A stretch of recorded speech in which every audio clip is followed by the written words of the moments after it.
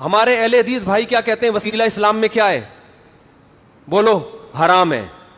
مفتی طارق مسعود صاحب یہ بھی ارشاد فرما رہے تھے کہ اہل حدیث کے نزدیک وسیلہ حرام ہے۔ اس پر بھی مجھے بڑی حیرت ہوئی۔ اگر آپ اہل حدیثوں کے بارے میں کوئی بات کہنا چاہتے ہیں، جبکہ آپ مانتے ہیں کہ اہل حدیث آپ کے بھائی ہیں، دینی بھائی مانتے ہیں آپ انہیں، اور یعنی آپ یہ بھی نہیں کہتے کہ اہل حدیث ہی گمراہ ہیں، تو پھر آپ کو چاہیے نا کہ اپنے دینی بھائیوں کے بارے میں ذرا احتیاط سے بات کریں۔ بھائی کون سے اہل حدیث ہیں جنہوں نے وسیلے کو علی الاطلاق بغیر کسی قید کے ہر طرح کے وسیلے کو حرام قرار دیا ہے؟ جبکہ آپ کے اسی بیان سے ظاہر ہے کہ اہل حدیث بعض وسیلہ کو مانتے بھی ہیں۔ تو یہ چونکہ قرآن مجید میں اللہ سبحانہ وتعالیٰ نے ارشاد فرمایا، سورۃ المائدہ کی آیت ہے، یا ایھا الذین آمنوا اتقوا اللہ وابتغوا الیہ الوسیلۃ وجاہدوا فی سبیلہ لعلکم تفلحون۔ سورۃ المائدہ آیت نمبر 35، کہ اے ایمان والو اللہ سے ڈرو اور اس کی طرف وسیلہ ذریعہ تلاش کرو۔ پھر اللہ سبحانہ وتعالیٰ نے بیان بھی فرمایا کہ وجاہدوا فی سبیلہ، اس کے راستے میں کوشش کرتے رہو تاکہ تم فلاح پا جاؤ۔ یہاں اللہ تعالیٰ نے وسیلہ اختیار کرنے کا حکم دیا۔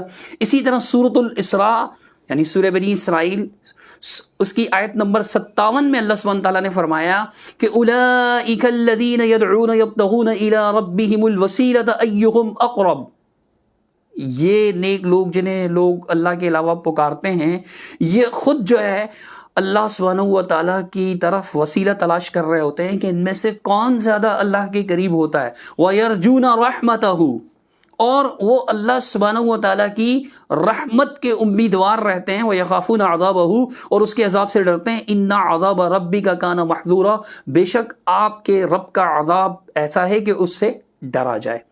اب ان آیات میں وسیلے کا ذکر ہے تو وسیلے کے ساتھ بتایا گیا ہے وہ ذریعہ کیا ہے کہ اللہ کے راستے میں کوشش کرنا ہے، مجاہدہ فی سبیل اللہ، جیسے فرمایا وجاہدوا فی سبیلی، تو مجاہدہ فی سبیل اللہ، اللہ کے راستے میں مجاہدہ کرنا، کوششیں کرنا، اپنے نفس کو اللہ سبحانہ تعالیٰ کا فرما بردار بنا دینا، حرام سے بچنا، حلال اختیار کرنا، جان دینے کی ضرورت پڑے اللہ کے راستے میں تو جان تک دے دینا، جہاد فی سبیل اللہ اور مجاہدہ فی سبیل اللہ، اللہ کے راستے میں کوشش کرتے رہنا، یہ بھی وسائل میں سے ہے، وسیلے میں سے، ان وسائل میں سے، ان وسیلوں میں سے جو اللہ کے قریب کر دیتے ہیں۔ ان آیات میں وسیلے کا ذکر ہے اور اہل حدیث اس کو مانتے ہیں۔ اور پھر مفتی صاحب نے یہ تو کہہ دیا کہ ہمارے اہل حدیث بھائی کہتے ہیں وسیلہ حرام ہے، روانی میں انہوں نے یہ بات بیان تو کر دی، آپ دیکھ لیجئے ان کا کلپ، لیکن وہ خود آگے چل کر ایسی باتیں کر رہے ہیں جس سے ثابت ہوتا ہے کہ اہل حدیث ہر وسیلے کو حرام نہیں کہتے، بلکہ ایسے وسیلے کو حرام کہتے ہیں کہ جو وسیلہ کتاب اللہ سے یعنی قرآن اور حدیث سے، صحابہ کرام سے صحیح سند سے ثابت نہیں ہے، قرآن مجید کی آیات سے بھی ثابت نہیں ہے، پھر احادیث صحیحہ سے یا آثار صحابہ صحیحہ سے یہ بات بالکل بھی ثابت نہیں ہے۔ بعد کے لوگوں نے یہ وسیلے کا طریقہ ایجاد کیا، ثابت نہ ہونے کی وجہ سے علماء اہل حدیث اس وسیلے کو غیر ثابت مانتے ہیں اور اس پر عمل کرنا جائز نہیں سمجھتے، اس کے مقابلے میں جائز وسیلے کو اختیار کرنے کا حکم دیتے ہیں۔ اب مفتی صاحب نے جو ہے وہ حدیث غار بیان کی اپنے الفاظ میں مختصراً اختصار کے ساتھ۔ عموماً ہوتا ہے ایسا بیان میں، بندہ اختصار کے ساتھ کوئی حدیث بیان کر دیتا ہے یا آیت کا مختصراً مفہوم بیان کرتا ہوا آگے بڑھ جاتا ہے، اس میں کوئی حرج والی بات نہیں ہے، ہم اس پر تنقید نہیں کرنا چاہ رہے۔ لیکن آپ یہ دیکھیے کہ یہ جو مفتی صاحب فرما رہے ہیں، آپ دیکھ لیجئے المہند کا تذکرہ کرتے ہوئے آپ کلپ دیکھ لیجئے، آپ کو آئیڈیا ہو جائے گا کہ اہل حدیث ہر قسم کے وسیلے کو حرام کہتے ہیں یا وسیلے کو بالکل حرام کہتے ہیں یا بعض جائز وسیلے جو قرآن و سنت سے ثابت ہیں اسے تسلیم کرتے ہیں۔ سنیے مفتی صاحب کا یہ کلپ۔ یہ جو المہند المفند ہے نا، اس میں ایک عقیدہ یہ بھی ہے کہ ہم وسیلے کو جائز سمجھتے ہیں۔ ہم کسے جائز سمجھتے ہیں؟ وسیلے کو، کہ کسی کے وسیلے سے دعا مانگنا۔ ہمارے اہل حدیث بھائی کیا کہتے ہیں وسیلہ اسلام میں کیا ہے؟ بولو، حرام ہے۔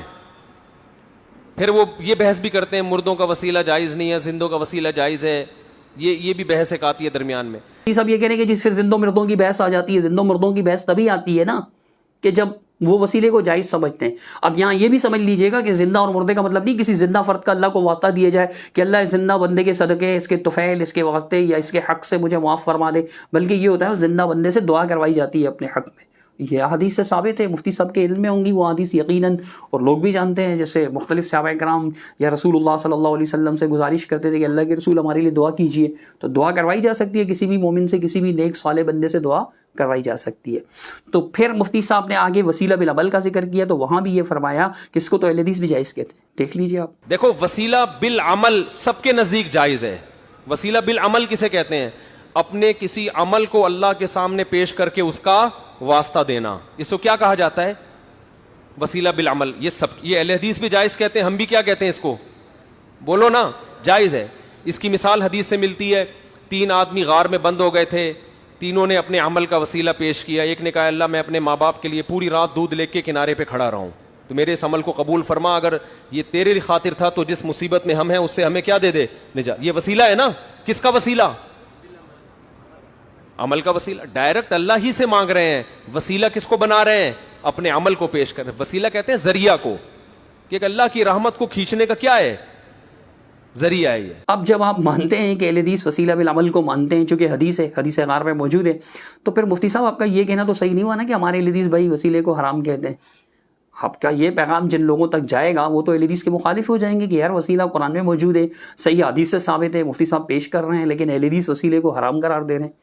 تو نہ چاہتے ہوئے بھی آپ باطل پروپیگنڈا کر رہے ہیں. میں یہ آپ پہ حسن ظن رکھتا ہوں، میں بدگمانی نہیں کر رہا. میں یہی کہوں گا مفتی طارق مسعود کے بارے میں اسپیشلی، چونکہ ان کا جو رویہ ہے بعض اوقات منفی ہو جاتا ہے، حد سے زیادہ منفی بھی ہو جاتا ہے، لیکن اس کے باوجود بھی میں آپ سے حسن ظن رکھتے ہوئے یہی کہوں گا کہ آپ کا یہ مقصد تو نہیں ہوگا کہ اہل حدیثوں کو بدنام کرتے پھریں، لیکن نتیجہ تو یہی نکل رہا ہے. لوگ آپ کا یہ کلپ سن کے اہل حدیثوں کے بارے میں کیا تاثر لیں گے، اہل حدیثوں کے بارے میں کیا گمان کریں گے، اہل حدیثوں کے بارے میں کیا سمجھیں گے کہ جی آل الحدیث جو ہیں وسیلے کو حرام کہتے ہیں، وسیلے کو نہیں مانتے.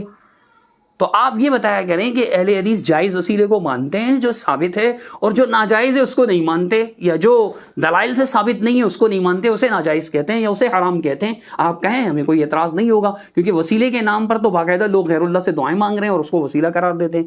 تو یہ تو لفظی تعویل ہوگی نا.